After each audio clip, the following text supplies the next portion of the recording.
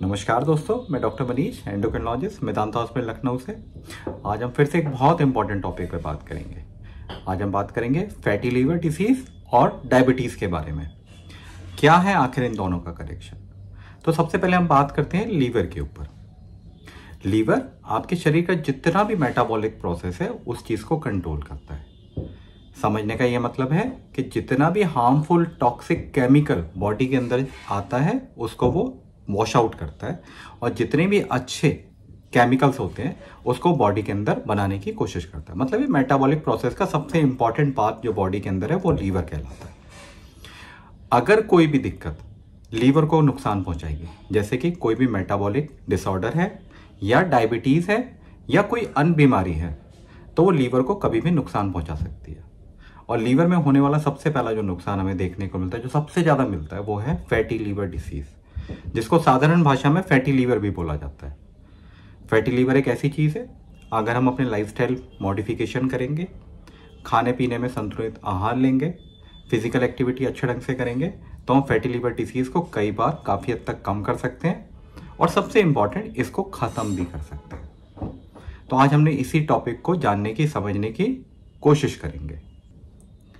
तो आज हम जानने की पूरी कोशिश करेंगे कि आखिर फैटी लीवर क्या होता है, आखिर फैटी लीवर और डायबिटीज का क्या कनेक्शन है, क्या फैटी लीवर डायबिटीज के अलावा भी आपको किसी और चीजों की संभावनाओं को बढ़ा देता है, आखिर फैटी लीवर को डायग्नोज कैसे किया जाता है, इसके कुछ प्रिवेंटिव स्ट्रेटेजी, मतलब क्या हम इस फैटी लीवर से बच सकते हैं, फैटी लीवर आने के बाद शरीर में दिक्कतें क्या होती हैं, इसको पहचाना कैसे जाता है, मतलब इसकी डायग्नोसिस कैसे बनाई जाएगी, और आखिरकार इसका इलाज कैसे किया जाएगा, मतलब इसका ट्रीटमेंट कैसे किया जाएगा। तो हम लोग इसी चर्चा में आज एक एक करके बात करेंगे। तो सबसे पहले हम जानने की कोशिश करेंगे कि फैटी लीवर क्या होता है। लीवर के अंदर छोटे छोटे से सेल्स होते हैं जिनको हम हेपेटोसाइट्स बोलते हैं, कोशिकाएं, और छोटी छोटी सी होती हैं। अगर उनके अंदर बाहर से आने वाला कोई भी छोटा छोटा फैट का ग्लोबुलिन्स अगर इकट्ठा हो जाए या जमा होना शुरू हो जाए, जिसको हम लोग मूल रूप से ट्राइएसाइलग्लिसरॉल भी बोलते हैं, अगर वो बहुत ज्यादा मात्रा में लीवर के अंदर स्टोर हो जाएगा तो उसको फैटी लीवर बोलते हैं। फैटी लीवर कहने का मतलब है 5% से ज्यादा अगर फैट का डिपोजिशन आपको लीवर के सेल पे मिल रहा है तो उसको फैटी लीवर डिसीज का नाम दिया गया है। फैटी लीवर डिसीज मूलतः दो तरह की होती है। सबसे पहले अल्कोहल के कारण, जो एक्सेसिव दारू पीने के कारण आती है। दूसरा नॉन अल्कोहलिक, मतलब जिसका दारू से कोई मतलब नहीं है, वो किसी भी और दूसरे कारणों से आ सकती है। अल्कोहलिक फैटी लीवर के डिसीज की आज हम चर्चा नहीं करेंगे, हम non alcoholic fatty liver disease की बात करेंगे। उन लोगों को फैटी लीवर के डिसीज जो मदिरा पान नहीं करते हैं। तो सबसे important non alcoholic fatty liver disease में जो हमें देखने के लिए मिलता है, जिसमें कई तरह के वायरस के इन्फेक्शन के कारण, कुछ मेटाबॉलिक डिसऑर्डर के कारण जैसे डायबिटीज है, मोटापे के कारण, तो ये अलग अलग कारण है जिसके अंदर नॉन अल्कोहलिक फैटी लीवर आपको आ सकता है और मिल सकता है। अब सबसे इंपॉर्टेंट इसको देखने के लिए डायबिटीज और फैटी लीवर में आखिर क्या कनेक्शन है। जिन लोगों को फैटी लीवर डिसीज ज्यादा होती है उनको डायबिटीज का संकट लगभग 2 गुना ज्यादा होता है, और वही दूसरी तरफ से जिनको डायबिटीज की संभावना या जिनको डायबिटीज है उनको फैटी लीवर होने की संभावना काफी हद तक बढ़ जाती है। तभी लगभग 10 में से हर 6 व्यक्ति जिनको डायबिटीज है उनको फैटी लीवर की भी दिक्कत आने को या देखने को मिलती है। अभी हाल फिलहाल फैटी लीवर डिसीज का नॉमेनक्लेचर या नाम थोड़ा सा बदलाव कर दिया गया है। अब इसको metabolic dysfunction associated steatotic liver disease भी बोला गया है, जिसको MASLD भी बोला जाता है। अब सबसे इंपॉर्टेंट महत्वपूर्ण बात, अगर हम देखें तो हमने इन सब चीजों को मेटाबॉलिक सिंड्रोम का एक पार्ट दे दिया है। एक नॉमेनक्लेचर है मेटाबॉलिक सिंड्रोम। मेटाबॉलिक सिंड्रोम में मूलतः 4 चीजें देखने के लिए मिलती हैं किसी भी व्यक्ति के अंदर। सबसे पहले उसको एक अब्डोमिनल ओबेसिटी, मतलब उसका पेट का मोटापा काफी हद तक बढ़ा रहता है। दूसरा, उसका खाली पेट का शुगर, या फिर उसको डायबिटीज की संभावना या डायबिटीज की बीमारी होती है। तीसरा, ट्राइग्लिसराइड का लेवल या जो ब्लड कोलेस्ट्रॉल के में एक ट्राइग्लिसराइड का एक पैटर्न होता है वो काफी बढ़ा रहता है। और HDL जो अच्छा कोलेस्ट्रॉल माना जाता है उसकी मात्रा काफी कम रहती है। चौथा, सबसे इंपॉर्टेंट, ब्लड प्रेशर काफी हद तक बढ़ा रहता है। तो ये चारों पैटर्न अगर मिलते हैं तो इसको मेटाबॉलिक सिंड्रोम का एक पार्ट दे दिया जाता है। मगर बात करते हैं मेटाबॉलिक सिंड्रोम या फिर फैटी लीवर डिसीज की और डायबिटीज की।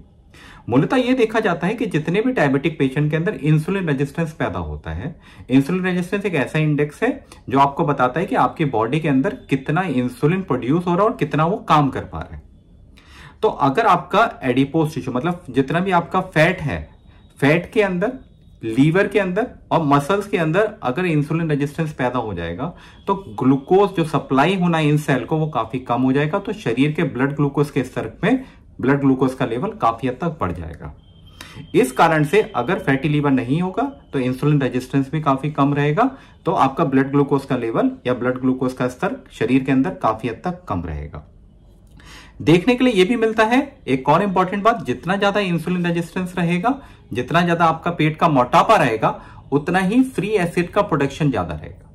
जितना फ्री एसिड का प्रोडक्शन ज्यादा रहेगा उतना ही ट्राइग्लिसराइड के लेवल इंक्रीज करेंगे। जितने ट्राइग्लिसराइड के लेवल इंक्रीज करेंगे वो सारे के सारे जाके जमा होकर लीवर में ही होने हैं, और लीवर में जब जमा होंगे तो वो छोटे छोटे ग्लोबुलिन्स के रूप में जमा होंगे, जिसको हम ट्राइएसिल ग्लिसरॉल का नाम दिया गया है।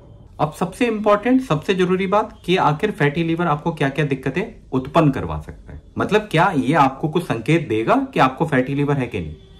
लगभग 90% लोगों में इसके कोई संकेत नहीं होते, आपको पता ही नहीं चलेगा कि आपको फैटी लीवर है। इसके कुछ थोड़े थोड़े से सिम्टम्स होते हैं जिसके बारे में आज मैं चर्चा कर लेता हूं। सबसे पहले आपको थोड़ी सी थकावट और कमजोरी लगने लगेगी, कहीं मन नहीं लगेगा, थोड़ा सा कंसंट्रेशन आपका कम हो सकता है, सुस्तीपन आपके पास ज्यादा रहेगा, कई बार ऊपर पेट के पे आपको भारीपन महसूस होगा, और कई बार चलने फिरने में दिक्कत पैदा हो सकती है। तो ये ऐसे साइन है जिसको हम बोल नहीं सकते कि फैटी लीवर के कारण, मगर हाँ फैटी लीवर वाले लोगों में ये काफी हद तक देखने के लिए हम लोगों को मिलते हैं। तो अगर आपको ये संकेत देखने के लिए मिलते हैं तो सबसे उपयोगी चीज कि आप जितनी जल्दी हो सके नजदीकी डॉक्टर से एक बार संपर्क जरूर करें। अब बात करने की कोशिश करते हैं कि क्या वो चीजें हैं जो फैटी लीवर डिसीज को आखिर बढ़ा देती हैं। सबसे पहले, अगर आपको पेट का मोटापा या ओवरवेट है आप, अगर पेट का मोटापा अगर आपका ज्यादा है आपकी लंबाई के अनुसार, तो फैटी लीवर होने के चांसेस काफी हद तक बढ़ जाते हैं। मैंने पहले भी आपको बताया कुछ तरह के वायरस इन्फेक्शन जिनको हेपेटाइटिस बी, सी, ए, ई, काफी तरह के अलग अलग हेपेटाइटिस के वायरस हैं जो फैटी लीवर होने की टेंडेंसी को काफी हद तक इंक्रीज कर देते हैं। प्रेगनेंसी में ये काफी हद तक इंक्रीज हो जाता है। कुछ मेडिकेशंस हैं जो आपके वेट को बढ़ाते हैं जैसे स्टीरॉयड, कुछ कैंसर की दवाइयां जो आपके वजन को अतिरिक्त रूप से बढ़ाती हैं, वो फैटी लीवर डिसीज काफी हद तक जल्दी करवाती हैं। इसी के साथ आपका एक डाइट का पैटर्न, अगर आपका कार्बोहाइड्रेट का परसेंटेज अगर ज्यादा है तो फैटी लीवर की डिसीज होने की संभावनाएं काफी हद तक बढ़ जाती है। साथ में अगर आपकी फिजिकल एक्टिविटी काफी कम है, अगर आपकी फिजिकल एक्टिविटी बिल्कुल नहीं है, आप बिल्कुल घूमने या टहलने के लिए नहीं जाते, तो आपका फैटी लीवर डिसीज होने का चांसेस काफी हद तक बढ़ जाता है। एक और इंपॉर्टेंट कारण वो है ओल्ड एज। जैसे जैसे आपकी उम्र बढ़ती है आपका शरीर आपको जितनी ज्यादा अच्छे ढंग से सपोर्ट नहीं करता है, उस कंडीशन में कई बार फैटी लीवर देखने के लिए मिलता है। एक कंडीशन को जानने के लिए सबसे ज्यादा जरूरी है, अगर मान लीजिए आपका पेट का मोटापा ज्यादा नहीं है, उस कंडीशन में भी अगर आपको फैटी लीवर मिल रहा है, तो उस कंडीशन में होने वाली शुगर की बीमारी की संभावना लगभग 4 गुना बढ़ जाती है। उसमें पेट के मोटापा ना होने के कारण भी अगर फैटी लीवर है तो उसका कारण मूलतः यही माना जाता है कि कोई पहले से आपको डिसऑर्डर चला जा रहा है, डिसऑर्डर आपके शरीर में है जिसके कारण वो फैटी लीवर आया है।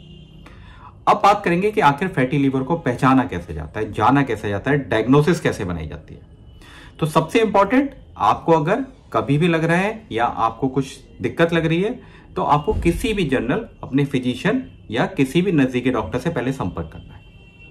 संपर्क साधने के बाद एक सस्पिशन बनाई जाती है। सबसे पहले आपका फिजिकल एग्जामिनेशन होना है जिसमें आपके पेट के मोटापा कितना है, ब्लड प्रेशर कितना आ रहा है, आपकी शुगर कैसी आ रही है, कोई और दिक्कत तो नहीं आ रही है, और आपके रूटीन टेस्ट होते हैं। रूटीन टेस्ट के अंदर आपका लीवर फंक्शन टेस्ट भी करवाया जाता है, लिपिड पैनल भी करवाया जाता है, एक औसतन sugar, blood glucose, fasting PP और HbA1c को भी देखा जाता है, और आपका ब्लड प्रेशर कैसा आ रहा है। कई बार आपको फैटी लीवर होने के बावजूद भी आपका लीवर फंक्शन टेस्ट एकदम नॉर्मल आता है, मतलब कि आपका SGOT, SGPT, गामा GGT काफी हद तक नॉर्मल कंडीशन पे ही रहता है, तब भी आपको फैटी लीवर आने की संभावनाएं काफी हद तक रहती है। तो इसको डायग्नोसिस बनाने के लिए सबसे ज्यादा इंपॉर्टेंट चीज है कि आपको गैस्ट्रोएंटरोलॉजिस्ट से मिलना होता है। गैस्ट्रोएंटरोलॉजिस्ट कहने का मतलब ऐसे डॉक्टर जो आपके फैटी लीवर का इलाज बहुत अच्छे ढंग से करते हैं। उनको डायग्नोसिस बनाने का तरीका काफी अलग अलग तरीके से। सबसे पहले वो कई बार अल्ट्रासाउंड करवाते हैं, इसके अलावा उनको फाइब्रोस्कैन के लिए भी है, एक MRS भी करवा सकते हैं। तो डिपेंड करता है कि आप किस गैस्ट्रोएंटरोलॉजिस्ट से मिले हैं, वो किस तरीके से उसको डायग्नोसिस करा रहे हैं। मगर सबसे उपयोगी चीज, अगर आपको फैटी लीवर है, उससे आपको समस्या हो रही है, तो सबसे इंपॉर्टेंट आपको सिर्फ और सिर्फ गैस्ट्रोएंटरोलॉजिस्ट से मिलना है, जो उसका इलाज करने में सबसे ज्यादा सक्षम डॉक्टर माने जाते हैं। अब बात करने की कोशिश करते हैं कि अगर फैटी लीवर का समय अनुसार इलाज नहीं किया गया तो कॉम्प्लिकेशंस क्या हो सकते हैं, मतलब आगे जाके दिक्कतें क्या आ सकती हैं। सबसे इंपॉर्टेंट चीज, सबसे इंपॉर्टेंट पहलू, जैसे मैंने शुरुआत में बताया कि अगर छोटे छोटे फैटी ग्लोबुलिन्स इकट्ठा होते गए, वो अगर लीवर के अंदर जमा होते चले गए, तो सबसे पहली स्टेज में आपको फैटी लीवर डिसीज था। सेकेंड स्टेज में आपको उसके अंदर फाइब्रोसिस देखने के लिए मिलेगा। फाइब्रोसिस एक एडवांस स्टेज मानी जाती है। फाइब्रोसिस के बाद आपका बिल्कुल लीवर जो है कंप्लीटली शट डाउन हो जाएगा, उसको हम लोग लीवर सिरोसिस का नाम दे दिया जाता है। लीवर सिरोसिस, जिसमें कई बार देखने के लिए मिलता है कि पेट के अंदर पानी भर जाता है, ब्रेन में डिसफंक्शंस होने लगते हैं, मतलब दिमाग अच्छे ढंग से काम नहीं करता है, और कई बार लीवर के कैंसर आने की संभावनाएं बढ़ जाती हैं। ये तो वो चीजें हैं जो आपको सिरोसिस होने के बाद हुई, मगर उससे पहले ही कई बार हम लोग को देखने के लिए मिलता है जिनको फैटी लीवर डिसीज है, जिनको डायबिटीज है, उनको हार्ट की दिक्कतें बहुत पहले आनी शुरू हो जाती हैं। क्यों? इसके बहुत सारे कारण हैं। हार्ट की दिक्कत आने का सबसे इंपॉर्टेंट कारण है कि फ्री रेडिकल्स बहुत ज्यादा जनरेट होने शुरू होते हैं जैसे ही फैटी लीवर डिजीज आना शुरू होता है। बहुत ज्यादा इन्फ्लामेशन शरीर के अंदर शुरू हो जाती है। तो सबसे उपयोगी चीज, अगर आपको फैटी लीवर डिसीज है तो आपको सबसे पहले नजदीकी डॉक्टर साहब से संपर्क जरूर करना है। और इसी के साथ अगर आपको फैटी लीवर भी है और आपको डायबिटीज भी है, तो डायबिटीज में होने वाले कॉम्प्लिकेशन काफी हद तक आपके बढ़ जाते हैं। जैसे डायबिटीज का होने वाला किडनी पे असर, तो आपको किडनी की दिक्कतें बहुत जल्दी आना शुरू हो जाती हैं। डायबिटीज का होने वाला नसों पे असर, और काफी हद तक डायबिटीज के कारण नसों वाला असर पॉलीन्यूरोपैथी में कन्वर्ट हो जाता है। तो अगर आपको डायबिटीज है, फैटी लीवर है, सबसे इंपॉर्टेंट चीज है कि आपको एक कलेक्टिव अप्रोच से आपको इलाज कराना पड़ेगा।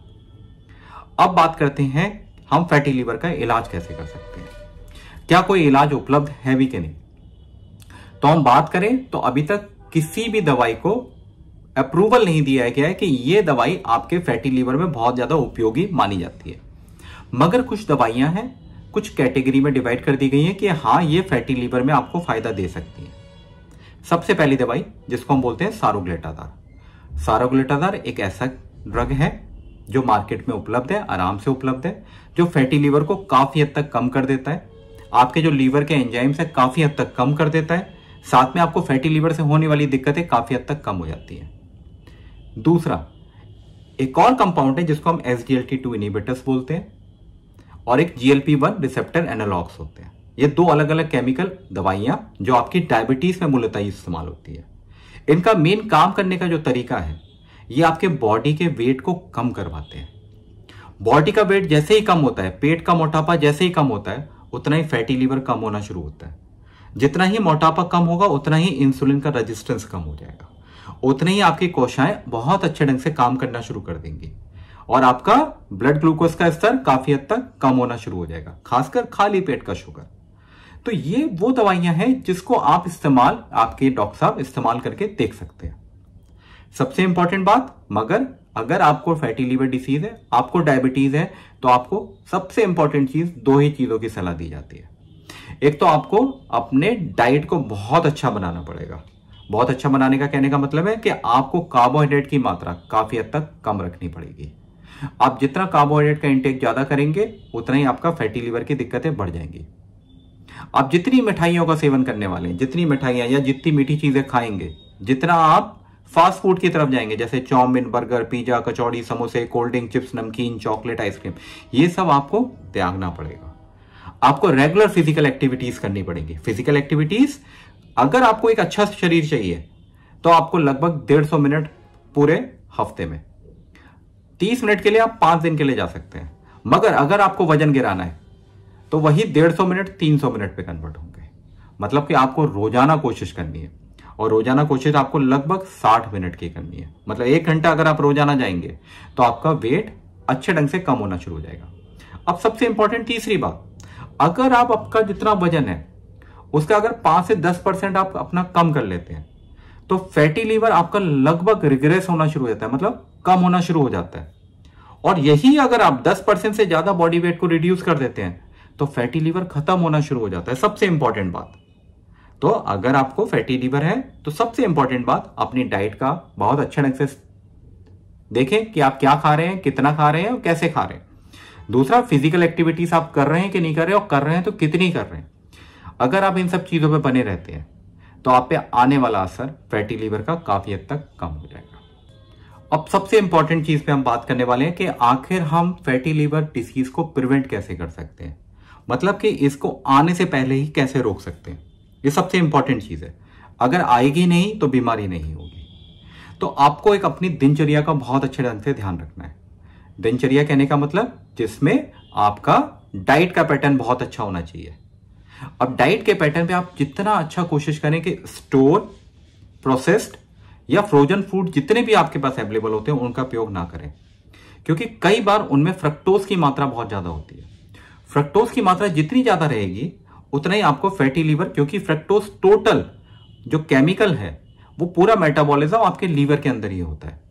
जितना फ्रक्टोज लीवर के अंदर मेटाबॉलिज्म होगा उतना ही ज्यादा आपको फैटी लीवर आने की संभावनाएं बढ़ जाएंगी। तो कोशिश करिए कि फ्रक्टोज की क्वांटिटी को कम रखिए। अब फ्रक्टोज एक ऐसा केमिकल है जो हर किसी फलों में मिलता है। तो कई बार लोग मुझसे पूछते हैं, क्या डॉक्टर साहब हमें फैटी लीवर है, क्या हम फल खा सकते हैं कि नहीं खा सकते? हाँ, आपको फल खाना है। फल को पोर्शन के हिसाब से आपको कैलकुलेट करना है। ये नहीं कि आप 4-5 फल एक साथ खा गए। ऐसा ना हो कि आप 2 मौसमी के जूस को पी गए। फल को खाना है, पोर्शन के हिसाब से खाना है। मगर हाँ, फलों के अंदर जो फ्रक्टोज मिलता है वो काफी फायदेमंद होता है।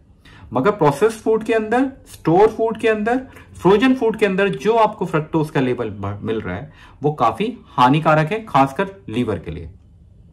दूसरी चीज, आपको एक एक्टिव लाइफ को जीना पड़ेगा। एक्टिव लाइफ कहने का मतलब है कि आपको दिनचर्या के हिसाब से आपको टहलने के लिए जाना पड़ेगा। अगर आप टहलने में इंटरेस्टेड नहीं है तो आप दूसरी एक्टिविटीज कर सकते हैं। जैसे अगर आपको डांस पसंद है तो आप डांस करें, हाँ, उसमें कोई दिक्कत नहीं है। अगर आपको स्विमिंग अच्छी लगती है आप स्विमिंग के लिए जा सकते हैं। आपको क्रिकेट खेलना पसंद है, आपको बैडमिंटन खेलना पसंद है, ये आप पे डिपेंड करेगा कि आपको वो फिजिकल एक्टिविटी किस फॉर्म में करनी है। फिजिकल एक्टिविटी करने से पहले सबसे इंपॉर्टेंट बात का ध्यान रखिए, पहले दिन मैराथन मत दौड़िए। आपको फिजिकल परफॉर्मेंस के लिए फिजिकल स्टेमिना बनाना पड़ेगा। सबसे पहले हफ्ते में जब आप शुरुआत कर रहे हैं ये सब चीजों के लिए, तो सबसे पहले हफ्ते में आप सिर्फ 5 से 10 मिनट के लिए जाइए। अगले हफ्ते उसे 10 से 15 मिनट करिए। उसके अगले हफ्ते 20 से 30 मिनट करिए। तो उसको प्रोग्रेसिवली बढ़ाइए, धीरे धीरे करके बढ़ाइए। अगर आप पहले दिन ही चले गए, सोचा कि मैं आज 40 मिनट घूम टहल के आऊंगा या साइकिल चला के आऊंगा, तो आप दूसरे और तीसरे दिन आपके पैरों में इतना दर्द रहेगा, इतनी थकावट कमजोरी आएगी कि आप दोबारा से जाने की हालत में नहीं होंगे, फिर आप वो हथियार डाल के बैठ जाएंगे।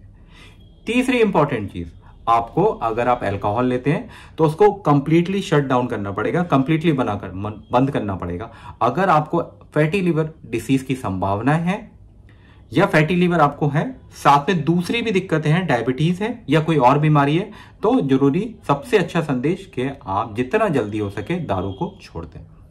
चौथी इंपॉर्टेंट सलाह, अगर आप स्मोकिंग करते हैं या स्मोकर हैं तो जितनी जल्दी हो सके स्मोकिंग को आप बंद कर दें।